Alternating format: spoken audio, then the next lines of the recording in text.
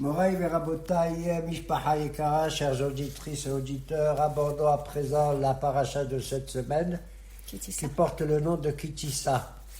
J'indiquerai tout simplement le début et la fin de cette paracha, parce que ce qui m'intéresse c'est le centre, à savoir l'affaire du veau d'or. Nachon. Le début de la paracha, Kadosh Baruch Hu dit, quand tu vas désigner le peuple juif, chacun doit participer à l'élaboration du Mishkan, du sanctuaire, mais chacun doit donner un demi-shekel, Nachon, Mahatzit shekel.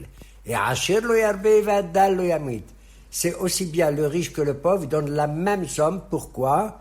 Pour montrer qu'ils sont égaux les uns vis-à-vis des autres devant la maison qu'on va construire pour Akadosh Baruch Hu Kivyachol. Pourquoi un demi-shekel et pas un shekel entier? Tout simplement pour indiquer que chaque individu est la moitié de son compagnon. Vous avez compris? D'ailleurs, on le dit à propos de sa femme, dans un couple, c'est ma moitié. Certains, ils disent pas c'est ma moitié, c'est mon trois quarts. Bon, enfin, peu importe. Ça dépend comment est la femme. Peu importe. Et donc, voilà comment la paracha de Kitissa. Et tout le monde a donné un demi-shekel. C'est pas le shekel de nos jours, bien entendu. C'est le shekel de l'époque. C'est une somme assez importante, quand même. Qui valait combien, à peu près? Je ne sais pas. C'est à peu près, comme tu dis, dans les 300 shekels, quelque chose comme ça. La fin de la paracha, elle, par contre, elle nous raconte que un des kelim, un des ustensiles qu'il y avait dans le Mishkan, alors qu'on en avait parlé dans la paracha de Teruma, Nachon, tous les ustensiles, l'autel, la menorah, le shulchan, le haron, Nachon, et à la fin le Mizbah HaKetoret, et il y a brusquement, à la fin de Kitissa, on nous raconte qu'il faut faire à l'entrée du sanctuaire, un kior, c'est-à-dire un robinet, un endroit où les Kohanim devaient se laver les pieds et les mains. C'est étonnant qu'on en parle à la fin, Nachon. Elle aurait dû faire partie des autres Kélim, dans la paracha de Teruma, oui ou non? Oui. Bon. Alors pourquoi? Tout simplement pour nous indiquer qu'avant d'avoir nommé les Kohanim, Aaron, son frère et ses enfants, comme Kohanim, prêtres du temple, Moshe Rabbeinu avait pendant 7 jours initié ce sanctuaire tout seul. Et lui, il entrait dans le sanctuaire sans les habits spéciaux des Kohanim, Nachon. Il avait une simple robe toute blanche comme ça. Il rentre au Kodesh HaKodashim comme il le souhaite. Et il n'avait pas besoin de se laver les mains et les pieds, lui. Il était tout à fait libre. C'est un personnage, d'ailleurs je vais le dire, il s'appelle Isha Elohim dans certains Tehillim, l'homme de Dieu, Nachon. Et alors, à ce moment-là, et voilà pourquoi on parle du Kior à la fin, parce qu'il va servir uniquement les prêtres, mais pas Moshe Rabbeinu alav shalom. Sachons une chose, c'est au milieu de la paracha, une affaire peut-être la plus grave, entre guillemets, je dis entre guillemets, que le peuple juif va faire, entre guillemets, c'est l'histoire du veau d'or. Et le passouk commence comme ça. Moshe Rabbeinu est monté au Sinaï, et il leur a dit, ne vous inquiétez pas, je vais rester 40 jours et 40 nuits, Nachon, et après je descendrai. Il leur a dit ça le 6 Sivan, mais en vérité, les 40 jours en question ne commencent que le lendemain, parce que le temps qu'il monte et tout, qu'il arrive, Nachon. Et alors le passouk de la Torah, il dit, Vayara'am, qui boshesh Moshe laredet, le peuple, au bout de 40 jours, il a dit, mais il a tardé, qu'est-ce qui se passe? Il a tardé. Rashi nous dit que ça veut dire qu'il boshesh, il a tardé. Qui bâchesh, la 6e heure du jour est arrivée, il n'est pas là encore. C'est-à-dire le milieu de la journée. Qu'est-ce qu'il attend pour descendre, Nachon? En vérité, Moshe Rabbeinu leur a dit, vous avez mal compté, il faut compter à partir du 7 Sivan, au moment où j'arrive, et donc je vais redescendre à peu près, non pas le 16 Tammuz, mais le 17 Tammuz, 40 jours plus tard. Ce chiffre est étonnant de 40, Nachon. D'où ils savaient 40 jours. Alors certains disent c'est au bout de 40 jours on termine un travail comme il convient, on le réfléchit, on y pense et tout. Et certains d'autres ils disent non, c'est 40 jours parce que Kadosh Baruch Hu il a envoyé le déluge dans le monde pendant 40 jours. D'ailleurs quand tu vois une femme, quand tu dis elle est enceinte, on ne le sait pas. Le premier jour qu'elle est enceinte, ça se voit pas. Au bout de combien de jours, dit nos hachamim, on sait qu'une femme est enceinte au bout du 40e jour. Nachon? Ce chiffre est étonnant. Peu importe. Alors, Vayara'am qui boshesh, le peuple, il a vu que Moïse, il tardait. va. ויקהל העם על הארון. Le peuple s'était rassemblé vis-à-vis de Aaron.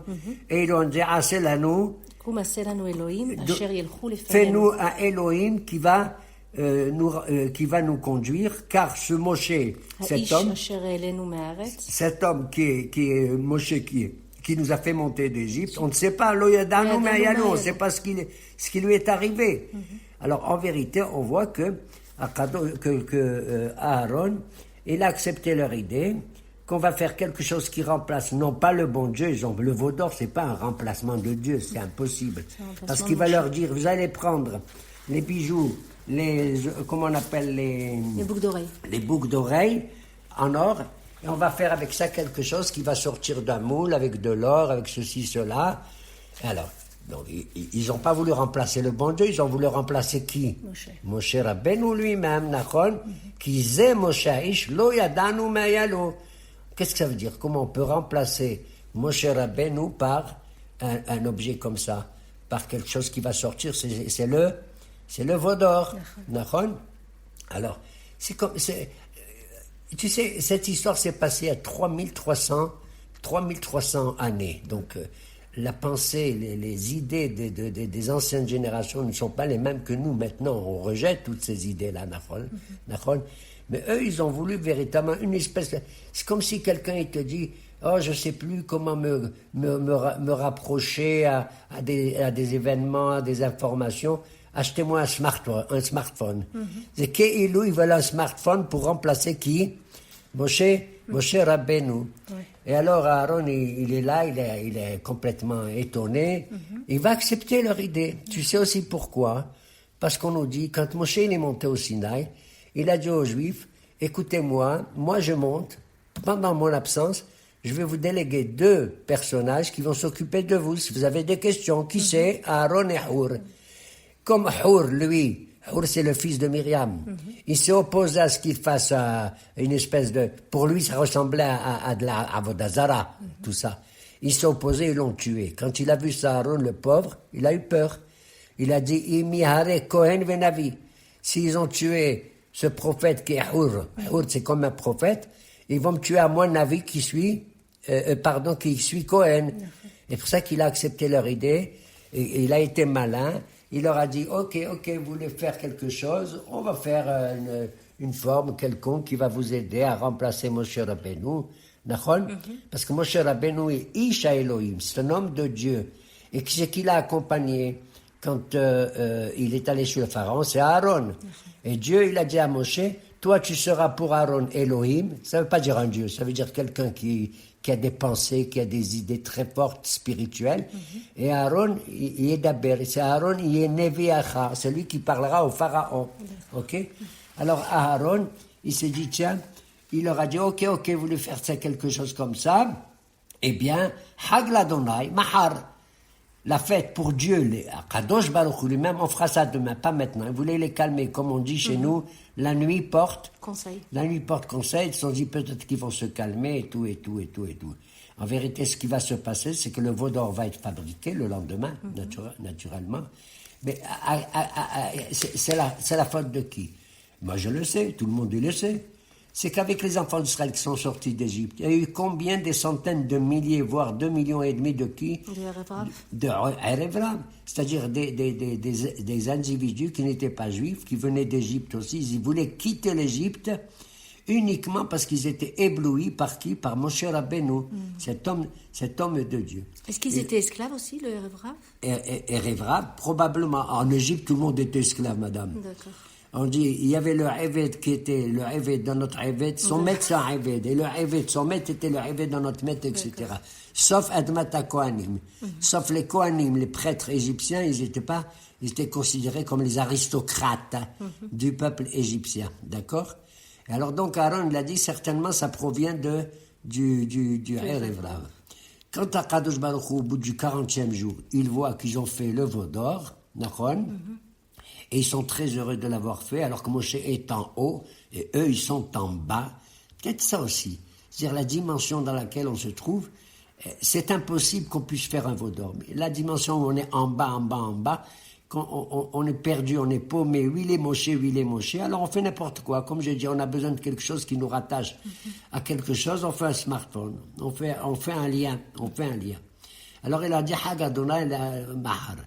À ce moment-là, au bout du 40e jour, Kadosh Baruch Hu, il voit, lui, il sait qu'ils ont fait un veau d'or en bas. Et il dit à Moshe, qu'est-ce qu'il lui dit? Lechred, Kishihet Amecha, descends, va-t'en, Moshe, je te veux plus. Qu'est-ce que ça veut dire Lechred, descends? Ça ne veut pas dire descends physiquement seulement de la montagne. Il va voir ce peuple-là. Ça veut dire que toi-même, tu vas descendre de ta position. De ta condition en tant que grand prêtre, en tant que prophète, grand prophète, leader. Et homme de Dieu. L'Echred va descendre. Tu descends de ta position, et étant donné que le peuple est descendu, toi aussi tu vas descendre, parce que tu es attaché à ce peuple. Et il lui dit, Kishehet Amecha, le bon Dieu dit à Moshe, ton peuple, il s'est corrompu. Moshe regarde à Kadosh Baruch Hu, mon peuple à moi? Amecha, c'est mon peuple. C'est pas mon peuple, c'est ton peuple à toi. C'est toi qui l'as choisi. Nachon? Moi, j'ai jamais choisi, c'est toi qui as choisi. C'est toi qui m'as envoyé. Amecha. Hein? Alors, Moshe Rabbeinu, Hachem lui dit, mais ils ont fait un veau d'or. Et alors? C'est quoi un veau d'or? C'est rien du tout. Tu te plains qu'ils ont fait un veau d'or, toi? Ils t'ont pas rejeté à toi, ils veulent me remplacer à moi. Kishehet Amecha. Non, c'est pas mon peuple, c'est ton peuple à toi. D'où je sais que c'est ton peuple à toi? Parce que, d'ailleurs, dans ma prière que je vais te faire, Zechor l'Abraham, l'Yitzhak ou l'Yaakov. Les vrais parents de ce peuple, c'est pas moi. C'est Abraham, Yitzhak et Yaakov à qui tu as fait des promesses pour les envoyer ou les ramener, sortir d'Égypte et les ramener en Eretz Israël. Eux, c'est les vrais parents. Et toi, tu veux que je sois maintenant...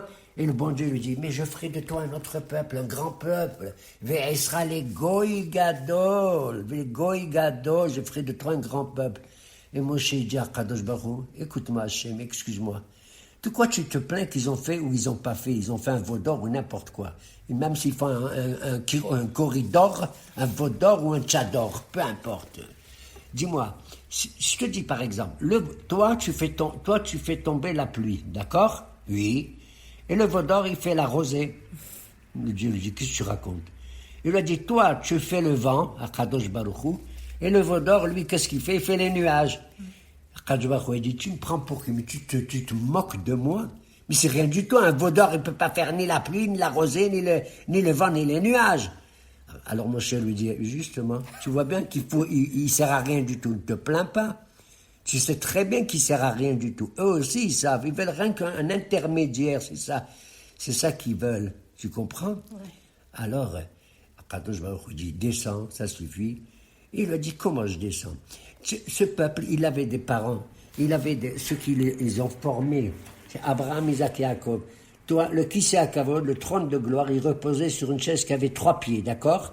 3 pieds. Ça peut tenir plus ou moins. Et tu veux remplacer les 3 pieds avec un seul pied, c'est moi. Ve'esra le goy gadol. Je ferai de toi, Moshe, un grand peuple, ça veut dire un autre peuple. Je ne veux pas. Ton Kisei HaKavod, si c'est qu'avec moi, il va tenir sur un pied, pas sur 3 pieds, d'accord? D'une part.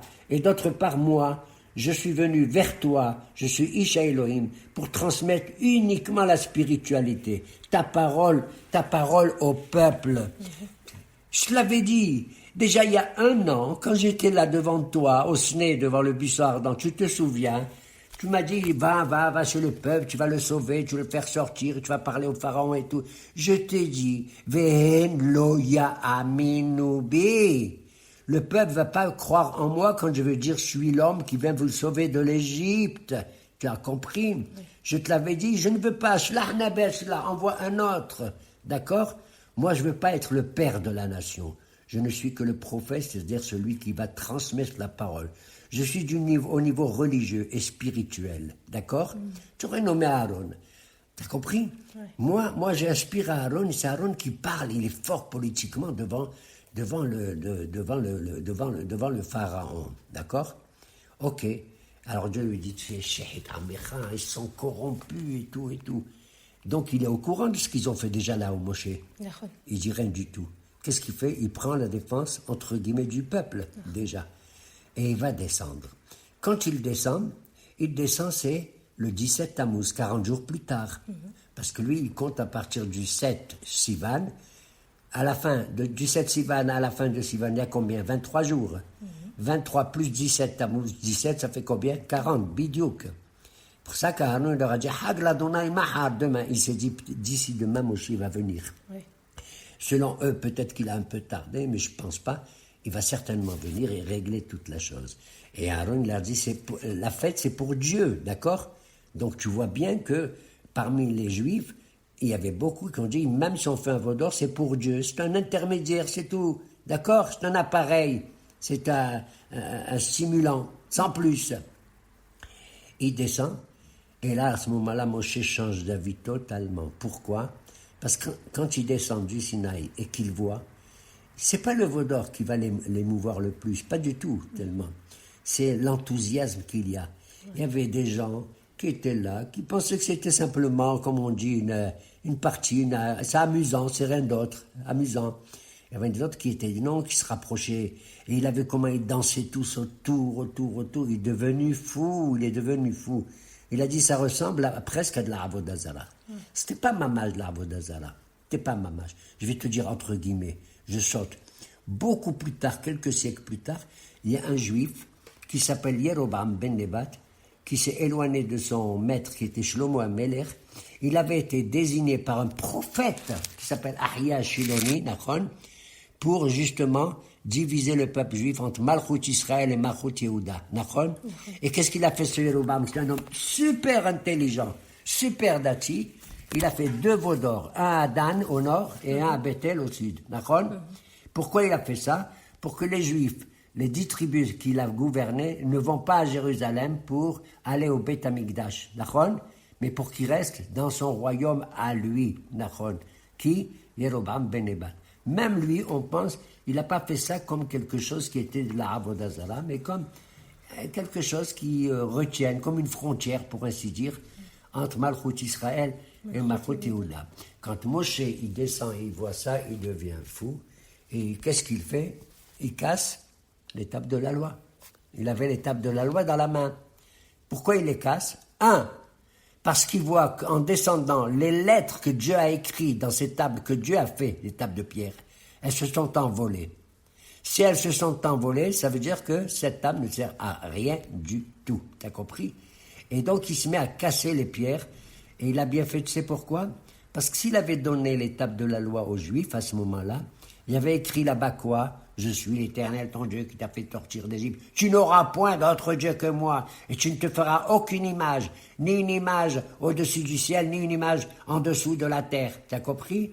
Aucune témouna, aucune image, quoi que ce soit. Alors il a dit, je ne vais pas leur donner ça, parce que sinon ils vont être fautifs. Ils sont au courant. Je casse. Si le bon Dieu il a enlevé les lettres, elles se sont envolées, moi je casse les tables de la loi.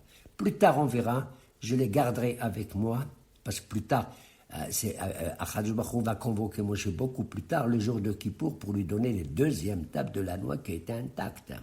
Et pourquoi cette fois-ci tout va bien? Parce que les 2e lois, tu sais qu'est-ce qui se passe?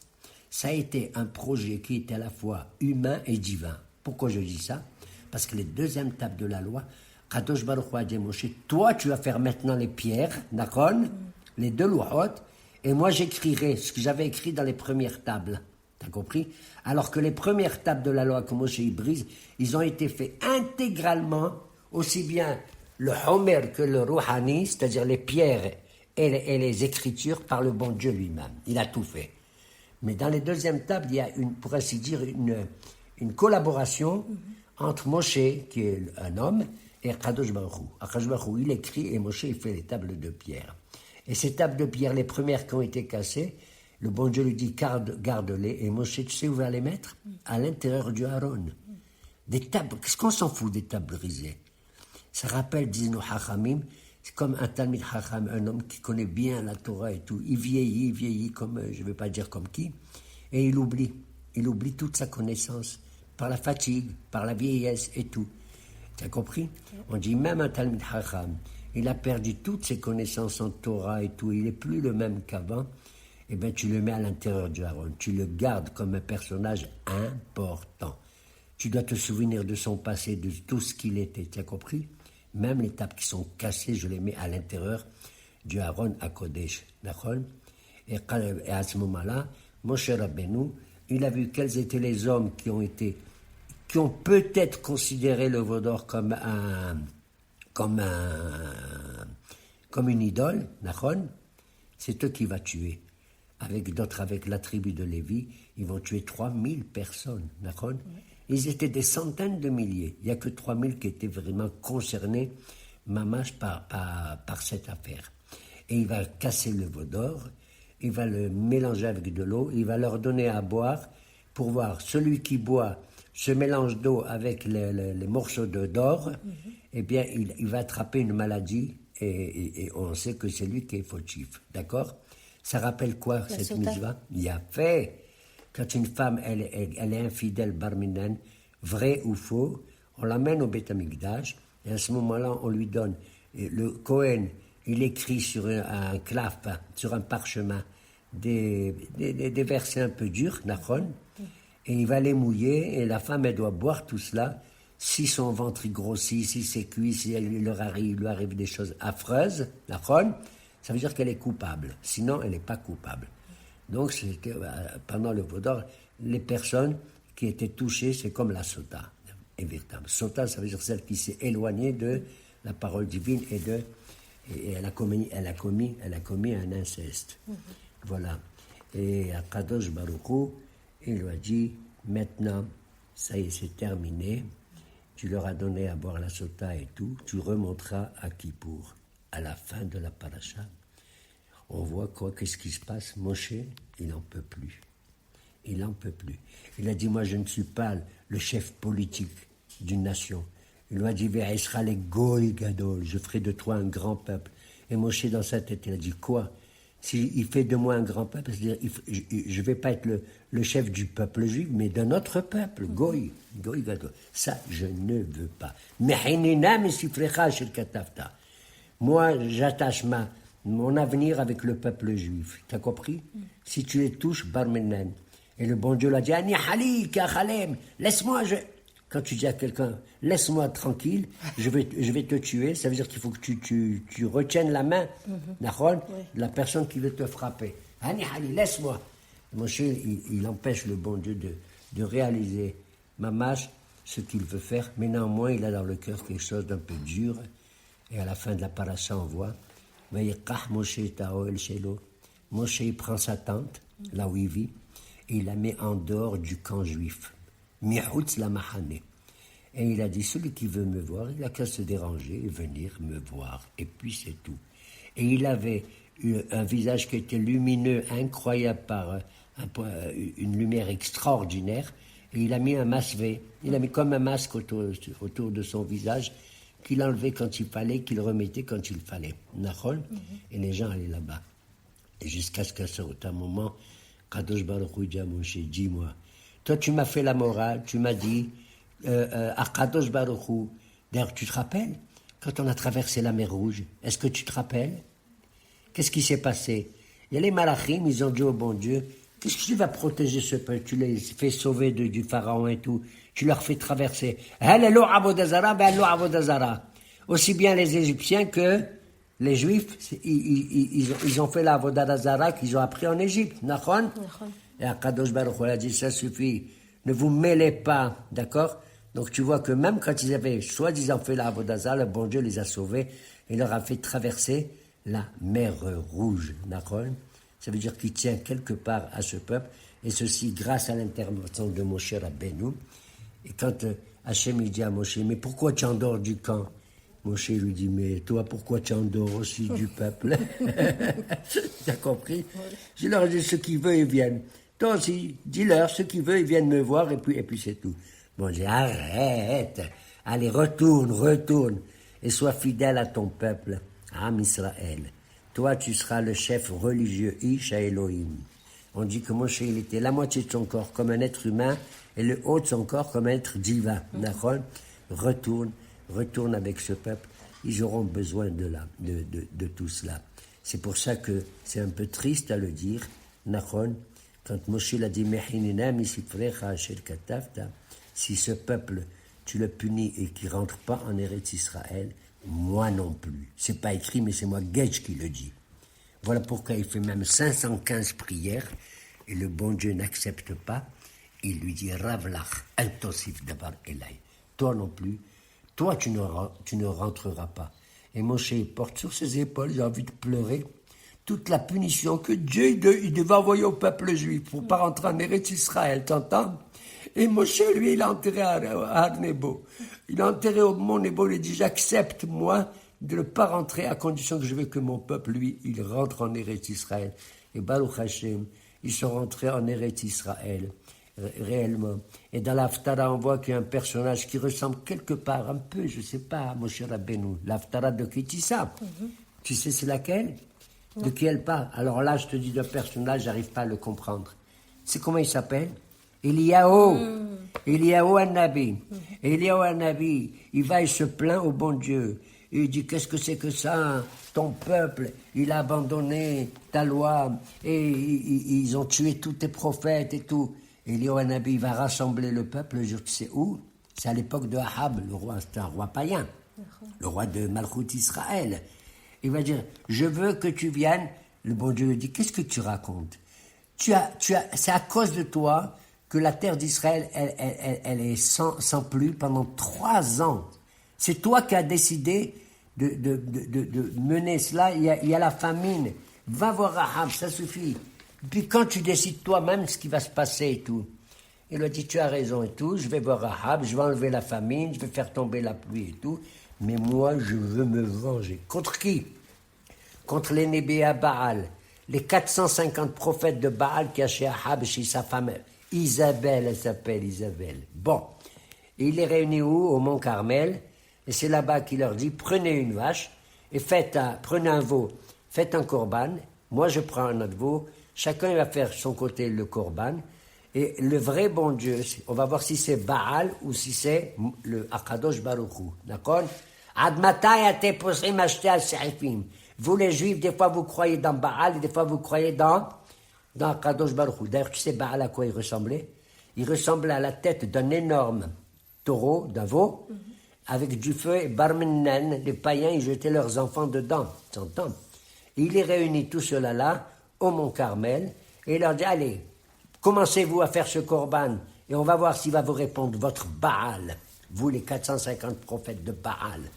Depuis le matin jusqu'à l'après-midi, ils crient, ils hurlent, Baal, Baal, fais tomber le feu du ciel. Si le feu il tombe pour nous, c'est toi le vrai Dieu et pas Dieu. Et pas Kadosh Baruch Hu. Depuis 6 heures du matin jusqu'à Minha, t'entends? Ils crient. Et Eliyahu Hanabi se moque de... Criez plus fort, peut-être qu'il ne vous entend pas, votre Baal. Peut-être qu'il est occupé à manger une pizza quelque part. Nachon? Peut-être qu'il rencontre des copains, peut-être qu'il dort aussi, certainement. Réveillez-le! Ils crient plus fort, ils se font sortir du sang de leur corps et tout. Tu sais, de godedou. Nachon? C'est affreux. Quand ils ont vu qu'ils n'ont pas réussi, alors il dit, c'est mon tour maintenant de faire le korban de ma vache, de mon veau. Il le met, et brusquement le feu, il descend du ciel. Je conclus en disant le feu. Eliyahu Hanabi, c'est le prophète du feu.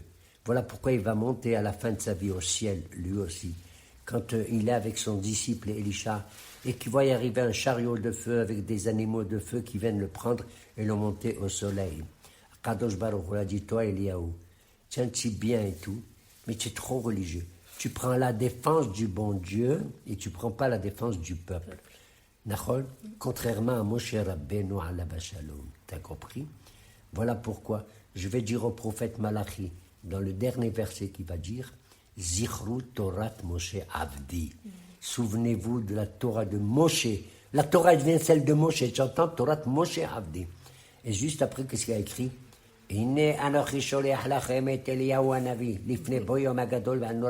Voici, je vais vous envoyer Eliyahu.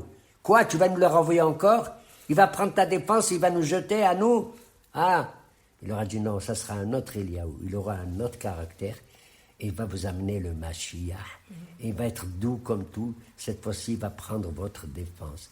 Voilà pourquoi nous crions tous Motzai Shabbat. Eliyahu Hanavi.